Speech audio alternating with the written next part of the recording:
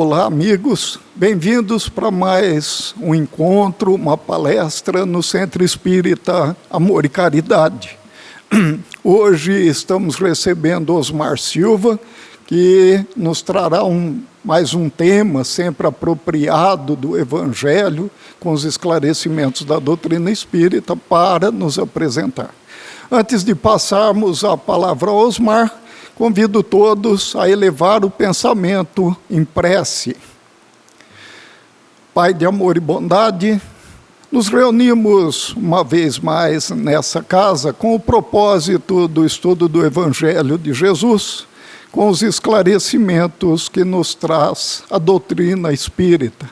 Pedimos primeiramente sua permissão para que esse encontro se realize e que também nos possibilite a presença sempre generosa de nossos instrutores e orientadores espirituais, para que possamos aproveitar esse momento da melhor maneira possível.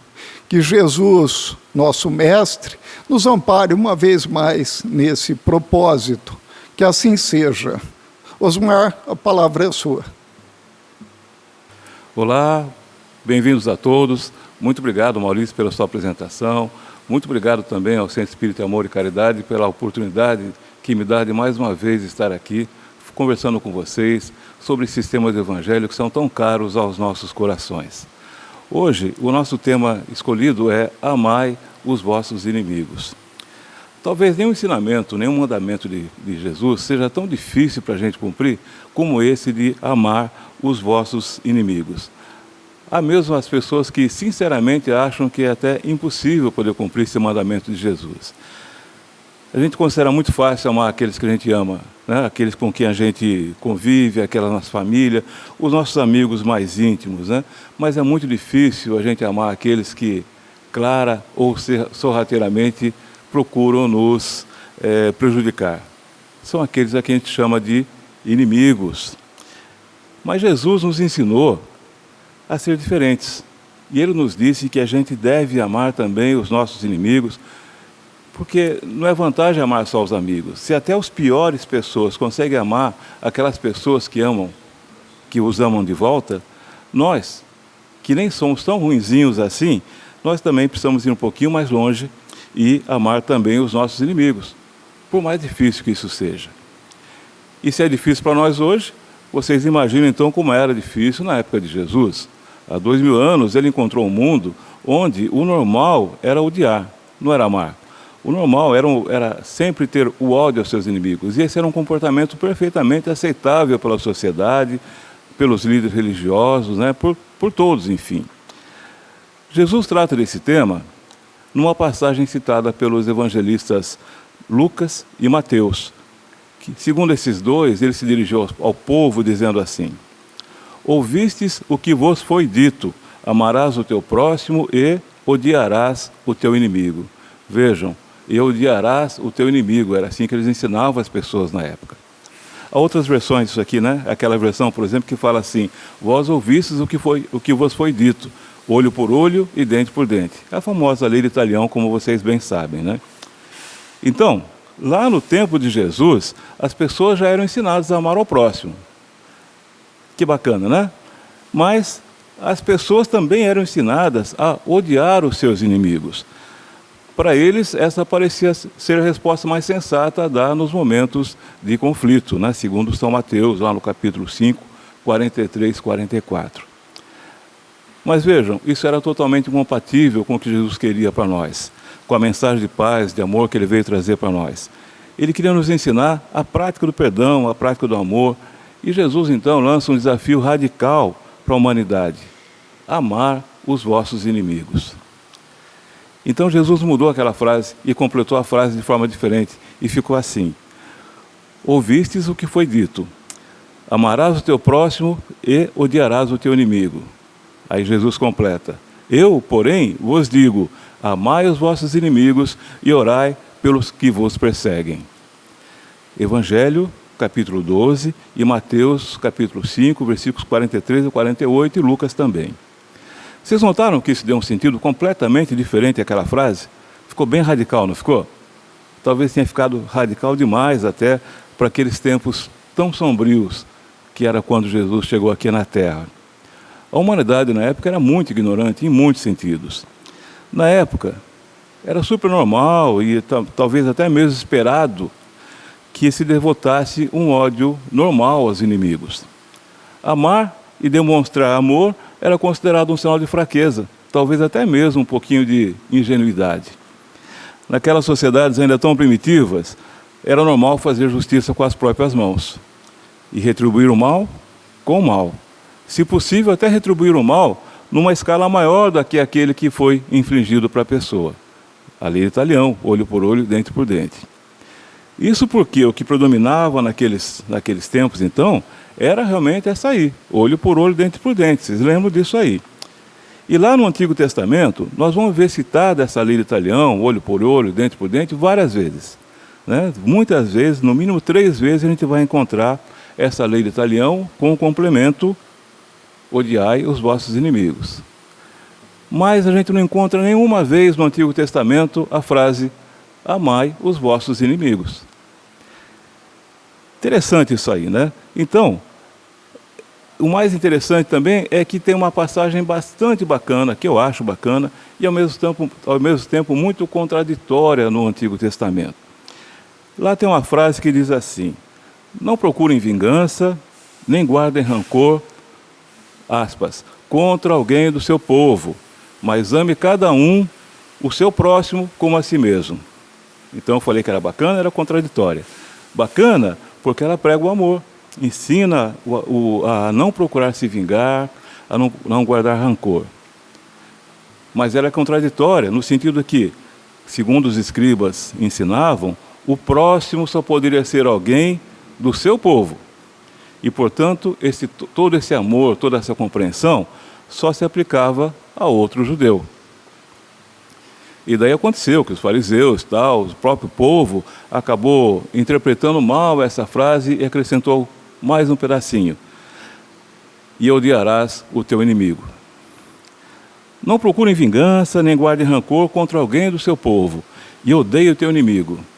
E falavam isso como se o amor ao próximo fosse uma coisa dedicada apenas a uma certa categoria de pessoas. Aquelas pessoas, então, que se dedicam a amor, nessa categoria não se incluem os seus inimigos.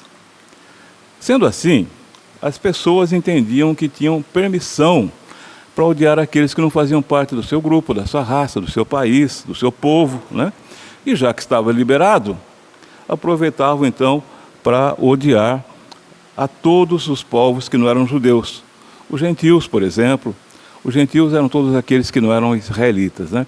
Odiavam os samaritanos, o povo natural da Samária, né? Ou Samaria. Eles odiavam os gentios porque eles consideravam que não eram do seu povo, né? O que houve aqui? Além de não serem judeus, eles consideravam os gentios imundos pelos hábitos que eles tinham. E odiavam os samaritanos, lógico, por não serem judeus, mas porque achavam que os samaritanos eram um povo corrompido, eram um povo misturado, miscigenado, né? Um povo atrasado, segundo eles ali. Vocês vão me dizer assim: ok, eu até entendo que os judeus odiassem aqueles gentios e os samaritanos, porque afinal, gentios e samaritanos não eram do povo deles.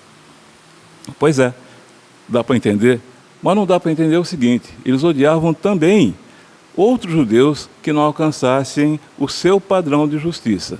Por exemplo, eles odiavam outros judeus que eram publicanos, os coletores de impostos. Então vocês vejam que era uma sociedade muito primitiva e era um ambiente muito propício para a gente pregar o ódio, né? A todos que a gente considerasse inimigo. Por isso que essa declaração de Jesus, amai os vossos inimigos, deve ter sido realmente chocante, revolucionária, até incompreensível para quem o estava ouvindo naquela ocasião. Mas felizmente para a humanidade, nosso Mestre Jesus, quando esteve por aqui, nos deixou o ensinamento de várias virtudes essas que eram totalmente incompatíveis com a sociedade da época, mas que nós até hoje estamos desenvolvendo aos poucos, incorporando às nossas mentes e corações. O apóstolo Paulo, em sua carta aos Efésios, ele disse que a humanidade, antes do advento do Cristo, vivia em trevas. Paulo se referia às trevas aqui no sentido da ignorância, no sentido do desamor, né? E nós temos que concordar com Paulo. O advento do Cristo realmente transformou a humanidade. Jesus encarnou nesse planeta para nos libertar das trevas da ignorância espiritual. E com seus ensinamentos maravilhosos, os espíritos vinculados a esse planeta, nós, por exemplo, finalmente podemos sair das trevas e começar a penetrar na luz. Paulo se referia às trevas também no sentido do desamor, e nós temos que concordar com Paulo, né? Porque eu acho realmente que o advento do Cristo transformou a humanidade. Ele veio libertar-nos e trazer com seus ensinamentos maravilhosos para todos os espíritos vinculados a esse planeta, para que a gente realmente pudesse finalmente penetrar na luz.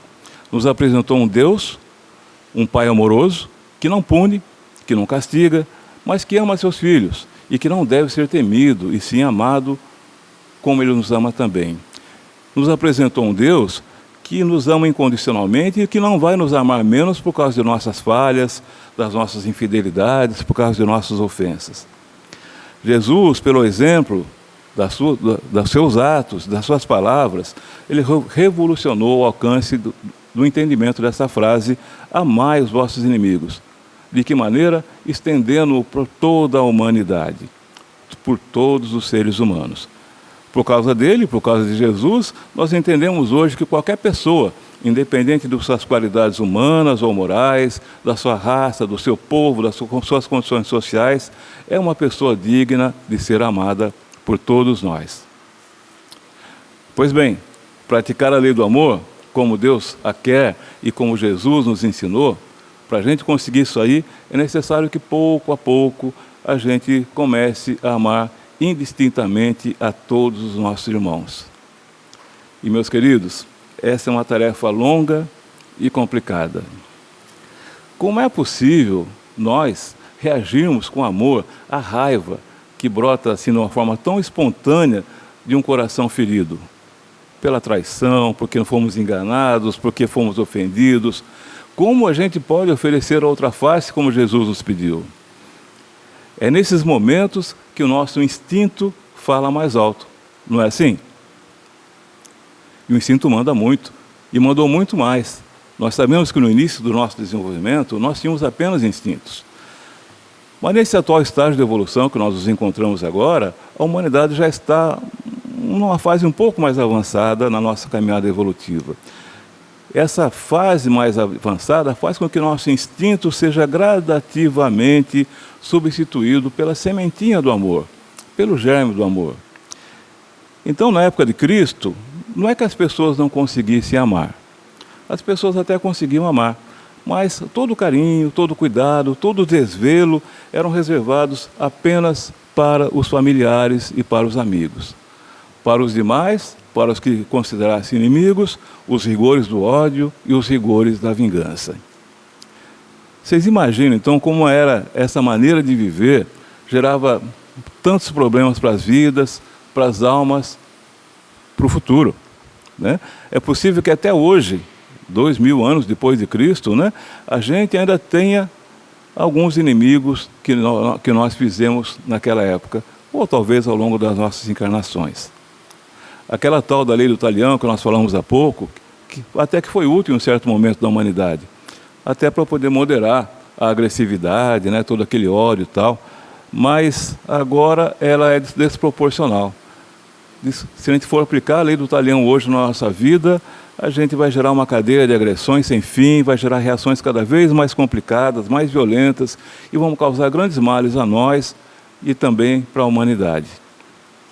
Mas foi naquele ambiente lá carregado de mais ódios que amores, mais rancores que perdões, que chegou Jesus.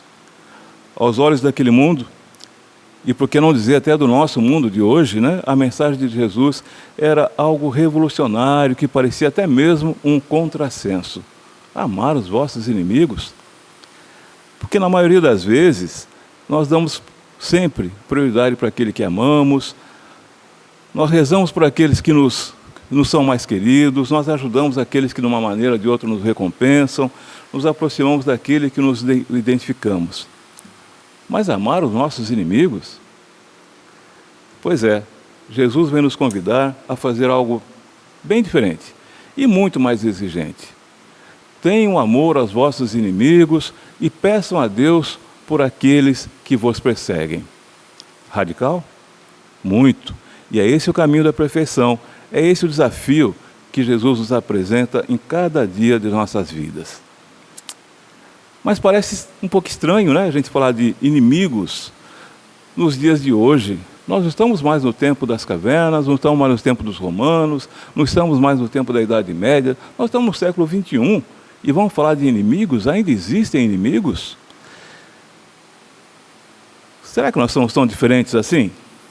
Será que nós mudamos tanto assim? Vamos ver. Vocês já perceberam que quando vocês perguntam a algumas pessoas se elas têm ódio de alguém, se elas têm inimigos, elas respondem que não têm inimigos?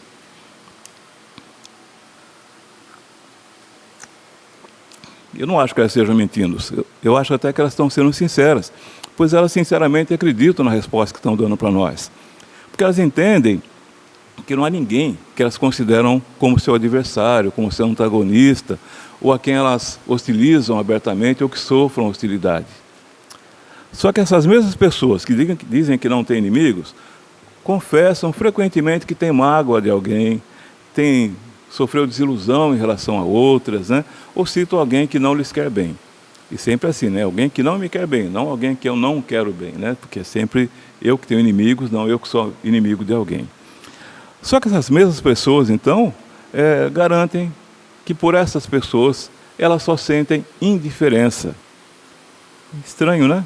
Elas dizem que não as odeiam, mas que tampouco lhe têm amor. É mais estranho ainda, né? Será que, baseado nessas respostas, nós podemos concluir, então, que nos dias de hoje não existe mais a figura do inimigo? É aquela figura que Jesus se referia? Eu, particularmente, eu não tenho dúvidas disso. Não existe mais aquela figura do inimigo que Jesus se referia, mas ainda existe a figura do inimigo. O inimigo, dentro do contexto daquela época de Jesus, tem muito pouco a ver com a nossa realidade contemporânea, principalmente nas sociedades que já evoluíram um pouquinho mais, né? Mas é forçoso que a gente admita, então, que o mundo mudou. A Terra já evoluiu e já não é mais aquele mundo primitivo, onde reinava a selvageria, onde reinava a maldade entre os homens. Nós saímos gradativamente daquele mundo e atingimos hoje o estágio de mundo de provas e expiações. Agora também, gradativamente, nós já estamos caminhando. E esse nosso destino é o mundo de regeneração. Esse é o nosso destino inexorável, nós chegaremos lá.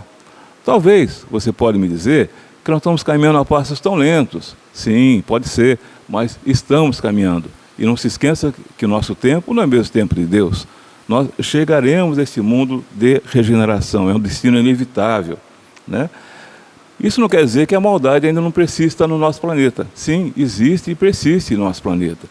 Talvez de uma forma mais discreta, talvez de uma forma mais camuflada, sem aqueles antagonismos claros e ostensivos que existiam no passado, né? Que por qualquer razão você convidava para um duelo, por qualquer razão você matava e fazia isso e aquilo. Mas existem inimigos ainda, é claro. E o que são esses inimigos, né? Pela palavra inimigo, inimigo é aquela pessoa que é seu contrário, seu opositor, seu adversário, né? Para nós espíritos, às vezes a gente acha que o inimigo é a encarnação do mal em nossas vidas. Você tem alguém que você considera assim, encarnação do mal em sua vida? Tomara que não, né? Mas já ouvi pessoas dizendo isso aí. O inimigo a que o Cristo se referia pode e deve ser entendido também como todas aquelas pessoas que sentem por nós, ou que nós sentimos por elas também, né? Qualquer nível de antipatia. Desde as mais simples, aquela que você não consegue nem olhar para a cara da pessoa, até as mais complicadas. Essas mais simples que eu estou falando, são aquelas que a gente se encontra no dia a dia, e que acontece frequentemente no trabalho, na casa, nas relações sociais, no trânsito, né? Você quer ver alguns exemplos? Um inimigo que você pode ter é o seu vizinho. Aquele chato que à meia-noite liga o som em altos volumes. Ele nem sabe que você é inimigo dele, mas você é inimigo dele. né? Porque você considera que esse cara está te incomodando em horários inadequados. O seu inimigo pode ser aquele colega de trabalho, que é mais competente que você e, graças à competência dele, ele foi promovido. Mesmo assim, você não tolera o cara. Talvez não seja ódio, talvez seja inveja, né? Pensou nisso? Pode ser aquele ex-namorado ou ex-namorada, né? Que a gente não consegue mais olhar no rosto. Por quê? Por fatos que ocorreram no passado, 1, 2, 5 anos, né? Mesmo a gente sabendo que temos que perdoar, a gente continua com aquele sentimento impedindo que a fila ande para nós e para outras pessoas também. Isso entre várias outras situações que vocês mesmos podem se lembrar que afetam o nosso discernimento e acabam fazendo com que a gente crie ódio por outras pessoas ou que as pessoas criem ódio por nós também. São situações corriqueiras. E se não fossem os ensinamentos de Jesus, que calam tão fundo em nossos corações, nós estaríamos presos a esses sentimentos ainda. Quer dizer, eu imagino que nós estamos nos libertando desses sentimentos também.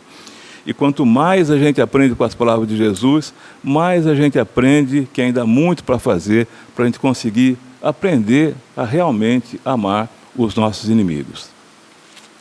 O que é o inimigo? Quem é o inimigo? Né? Por que isso acontece? É chato, porque a palavra inimigo em si só, por si só, já traz uma carga negativa impressionante para nós. O inimigo é aquele que desperta em nós aqueles sentimentos mais primitivos, que são o ódio, são a vingança, a violência. Diante do inimigo, nossas mãos ficam geladas, o coração bate mais forte, o sangue bate nas têmporas, né? E aí você fica pensando, você que já evoluiu um pouquinho, e aí, como fazer? Como é que eu devo agir nesse momento? Como é que nós, pessoas normais, pessoas comuns, vamos conseguir cumprir bem esse conselho de Jesus? Amar o inimigo? Fazer o bem a quem nos humilhou? Fazer o bem a quem nos feriu? Alguns vão dizer assim, impossível. Isso é uma utopia. Isso não é para nós que ainda somos imperfeitos. Essa é aquela velha desculpa, né? Que eu não posso fazer nada porque ainda estou em evolução, ainda sou imperfeito. Não se deixe paralisar por essa desculpa. Né? Não fique paralisado pensando que ainda não estou pronto para isso aí. Não caia nessa. O problema, gente, é que ainda não entendemos corretamente o significado da palavra amar, principalmente quando ela se aplica ao inimigo. Mas Jesus é muito sábio. Ele conhece perfeitamente a nossa alma. Sendo assim, vocês acham que Jesus ia sugerir ou pedir para nós alguma coisa que a gente não fosse capaz de fazer? Claro que não. Tudo que Jesus nos pediu, tudo que Ele nos sugeriu, são coisas perfeitamente possíveis de serem executadas. A boa notícia aqui, então, é o seguinte, não é impossível amar os inimigos. Não é impossível amar os inimigos, né? Jesus não está pedindo para nós trazermos nossos inimigos para sentar na nossa mesa de almoço conosco. Não está pedindo para nós chamar os nossos inimigos, abrirmos nosso coração com Ele, como nós abrimos com nossos amigos, com nossos familiares. Ele só está pedindo o seguinte, perdoa quem te fez mal. No mínimo, não procure vingança contra quem te feriu. Parece difícil? Nem tanto. É claro que para isso a gente precisa começar a pensar e mudar nossas atitudes. Para começar, que tal se a gente procurasse nos libertar de nossos inimigos? Como assim? Sim, nós estamos presos aos nossos inimigos. Muitos de nós acabam ficando ligados mentalmente aos nossos inimigos e a gente acaba se transformando em escravos deles. A maioria das pessoas, porque não consegue perdoar, mantém o inimigo permanentemente na sua mente. Então ele não consegue pensar em nada, ele não consegue pensar em nada mais além daquela pessoa odiada. Ele faz as refeições, ele dorme, ele acorda, ele trabalha, ele vive constantemente em meio a esse sentimento de rancor, alimentando aqueles desejos de vingança. E vai ficar escravizado por ele, enquanto não aprender a perdoar e amar. Parece ruim, não parece? Pois é exatamente isso que nós fazemos. Nós deixamos o nosso inimigo comandar a nossa vida. Nós nos tornamos escravos daqueles que odiamos. Por isso que a sabedoria do ensinamento de Jesus é maravilhosa. É a libertação dos laços que nos prendem aos nossos inimigos. Mas como a gente pode nos libertar desses laços? Através da prática do perdão. Perdoando, né? É assim que a gente vai se libertar. E por falar em perdão, eu me lembrei de contar, Maurício, a história da Dona Mariazinha. Permita que eu conte a história da Dona Mariazinha, né? É um nome fictício e tal, mas Dona Mariazinha era uma senhora bem idosa. Mas era muito saudável de corpo, muito saudável de cabeça e tal. Para vocês terem uma ideia, ela era bem idosa, mas foi sozinha tomar a vacina de Covid-19. Quer dizer, era uma pessoa ativa. Era também muito católica, não perdia uma missa de domingo. Todo domingo às 6 da tarde ela estava lá na igrejinha dela, tal. O padre lá da igreja dela chamava Eusébio. E numa dessas missas aí, o padre Eusébio, que aqui não tem nenhum tipo de crítica às outras religiões, é só uma historinha, o padre Eusébio perguntou aos fiéis no fim da homilia: quantos de vocês, meus fiéis, já conseguiram perdoar aos seus inimigos? Todo mundo levantou a mão, exceto uma pessoa que estava bem na segunda fileira ali, ó, Dona Mariazinha. O padre ficou surpreso e perguntou para Dona Mariazinha: Dona Mariazinha, a senhora não está disposta a perdoar os seus inimigos? Dona Mariazinha, com aquele jeitinho meigo, jeitinho doce, diz ao padre assim: seu padre, eu não tenho inimigos. O padre ficou surpreso. Isso é muito raro. Quantos anos a senhora tem, Dona Mariazinha? 108 anos, diz a velhinha. A comunidade que estava assistindo não aguentou, levantou e aplaudiu por muito tempo, emocionado, a Dona Mariazinha. Que caso raro, né? Bacana isso aí. Todos se emocionaram com o exemplo da Dona Mariazinha, daquela mulher que não tinha inimigos. Daqui a pouco eu falo mais da história da Dona Mariazinha. Mas eu me pergunto, e pergunto a vocês: será que a Dona Mariazinha, com a sabedoria que ela adquiriu com a idade, tinha aprendido o segredo do perdão? Será que ela aprendeu a evitar o mal e as energias negativas praticando o perdão? Porque perdoar, gente, deixa a alma mais leve, o corpo mais saudável, deixa as emoções sob controle. Perdoar implica vencer os sentimentos da vingança, e só conseguimos fazer isso se a gente estiver em sintonia com Cristo, né? Praticando esse amor que é mais forte que o ódio. Jesus nos ensinou isso aí, né? O papel fundamental da prática do perdão, e nos ensinou isso pelo próprio exemplo dele. É só a gente se lembrar como é que Jesus reagiu na cruz diante daqueles que estavam torturando a ele, fazendo que ele tivesse todo aquele padecimento. Naquele momento dramático, o que ele fala? Pai, perdoai-lhes, porque não sabem o que fazem. Querem um exemplo melhor do que esse, do que significa amar os vossos inimigos? O que vocês acham? Né? E quem não tem inimigos?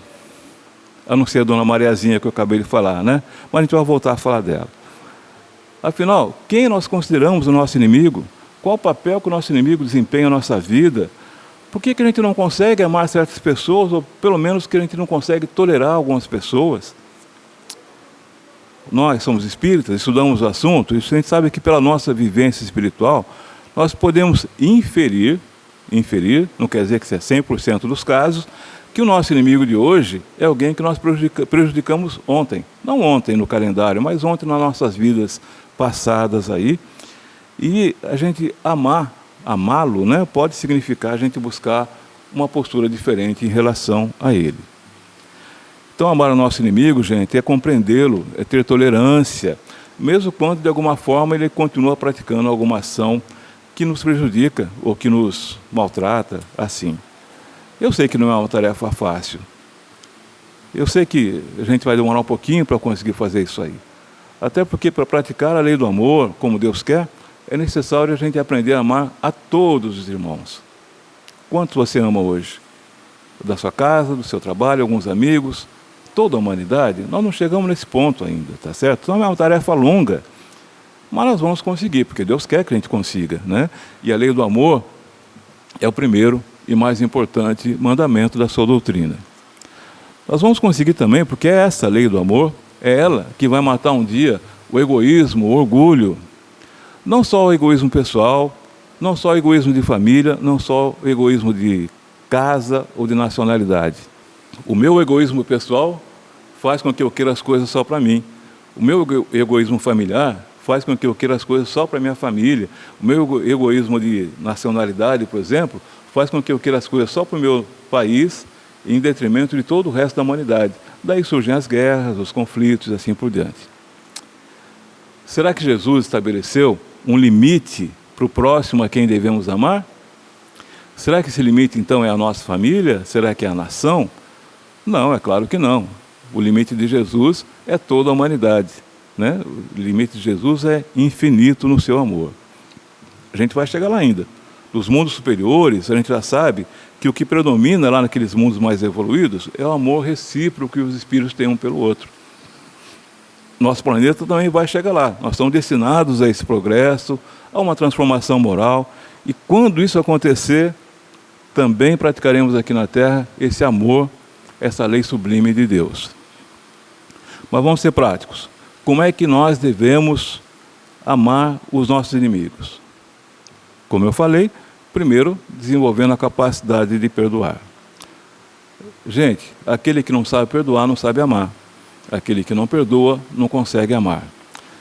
Também é preciso compreender que o ato de perdoar deve partir daquele que é a vítima, aquele que foi injustiçado, foi injuriado, foi ofendido, foi machucado, né? Mas aquele que faz o mal é quem tem que ser perdoado. Mas para ele se perdoar, não basta apenas o perdão do ofendido, ele também tem que se arrepender, ele tem que tentar reparar e expiar o mal que ele praticou. Então, é só o ofendido que pode realmente praticar o perdão. E o que significa o perdão nesse caso? Reconciliação.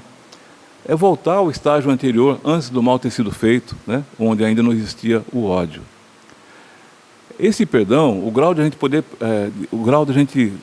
de capacidade de a gente perdoar, vai determinar também o grau da minha capacidade de amar os meus inimigos. Lembrando também o seguinte, é sempre possível que você descubra um pontinho de bondade no seu inimigo. Ninguém é completamente mau. Se a gente se fixar naquele pontinho de bondade, quem sabe a gente esquece dos males que a pessoa é capaz de fazer, né? Quando a gente perceber isso aí, então, que existe um resto de bondade nele, a gente vai se sentir menos dispostos a odiar tanto os nossos inimigos. Se a gente mantiver nossas mentes abertas, a gente vai acabar reconhecendo que o ódio dele por nós pode estar sendo causado por medo, por orgulho, por ignorância, por preconceito, por mal entendido, né?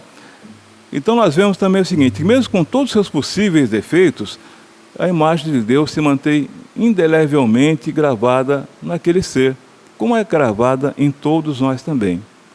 Então, gente, devemos amar os nossos inimigos, porque nós sabemos que eles também estão dentro do alcance do amor de Deus. Assim como nós, né? Assim como nós também. Bem, nessa medida, então, nós temos que vamos ver que nossas palavras e nossos gestos também devem contribuir para o entendimento com o nosso inimigo. Você se lembra de uma frase que falava sobre o sacrifício que mais agrada a Deus, né? Então a pessoa indo até o altar, fazendo uma oferenda, e Jesus fala assim, olha, eu prefiro que você vá, se reconcilie com seus amigos, seu inimigo, né? E depois faça a tua oferenda.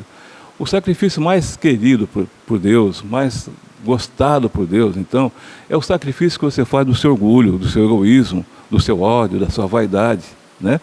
Entendendo isso aí, nós vamos entender a amar os homens porque a gente gosta deles, porque a gente gosta da humanidade.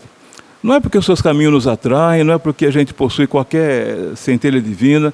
Nós vamos amar os outros porque nós queremos amá-los como Deus nos ama também. Então a gente vai amar a pessoa que pratica a má ação, mesmo detestando a ação que ela praticou. A gente vai amar o pecador, mesmo detestando o pecado que ele cometeu. Mas eu sei que vocês estão curiosos para ver o final da história da Dona Mariazinha, né? Então lembra, a Dona Mariazinha afirmou que tem 108 anos, é uma pessoa que não tem inimigo. A declaração dela surpreendeu e emocionou todos os fiéis que estavam na igreja, principalmente o padre, que resolveu então aproveitar aquele momento magnífico para dar um ensinamento prático para o seu rebanho. Venha nos contar, Dona Mariazinha, como é que se vive 108 anos e não se tem inimigos? Dona Mariazinha, nos seus 108 anos, levanta-se com um pouco de dificuldade, vai até o altar, segura o microfone com as mãos trêmulas, porque está nervosa por estar falando em público, olha para a assembleia, todos emocionados, com os olhos marejados, e ela diz assim, simplesmente, porque já morreram todos. Coitada de Dona Mariazinha, ela achava que a morte nos livra dos nossos inimigos.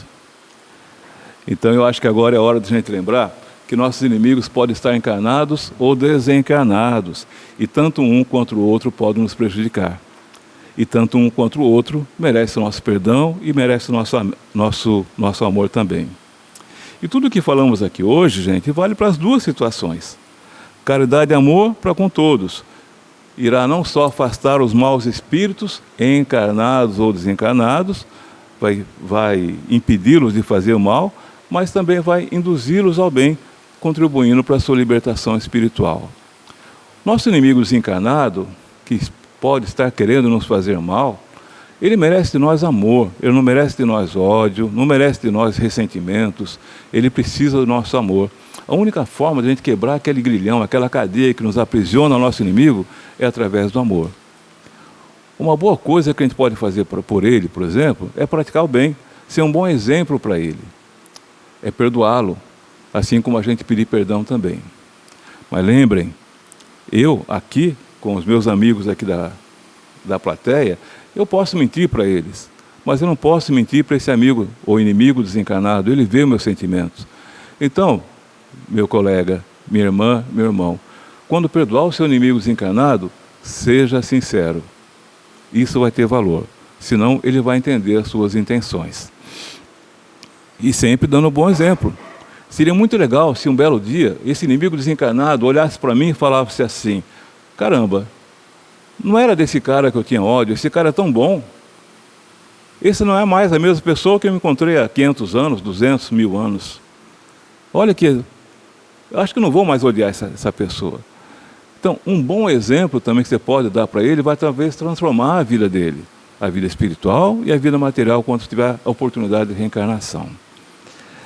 Bom, esse bom exemplo, então, vai contagiar tanto os encarnados quanto os desencarnados também.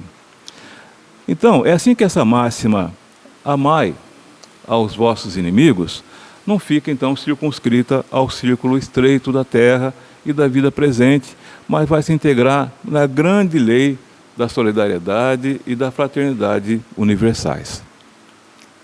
Gente, então, para encerrar, vou lhe falar o seguinte.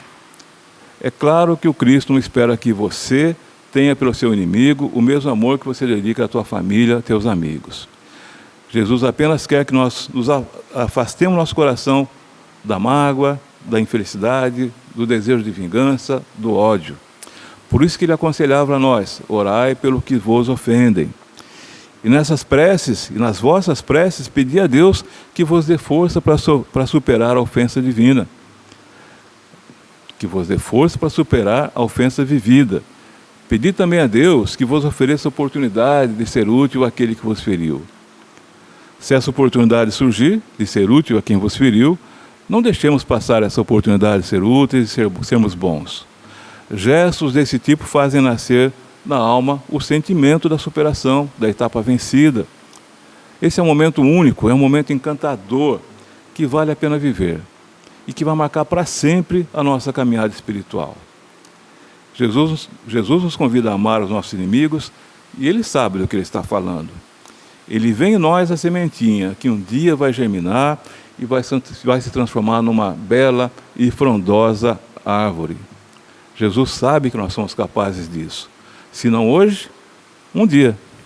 E quando isso acontecer, gente, quando aceitarmos o convite de Jesus e seguirmos esse caminho, praticando esse tipo de amor, nós estaremos prontos realmente para entrar no reino de Deus. Jesus tem sempre razão. Que nós possamos escutar e seguir as suas palavras antes que seja tarde demais.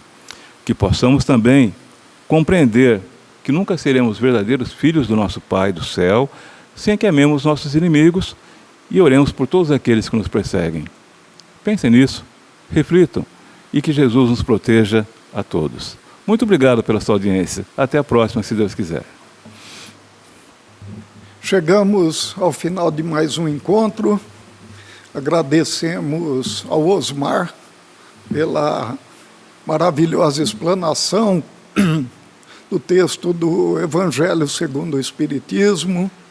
Também agradecemos todos que nos acompanharam até esse momento.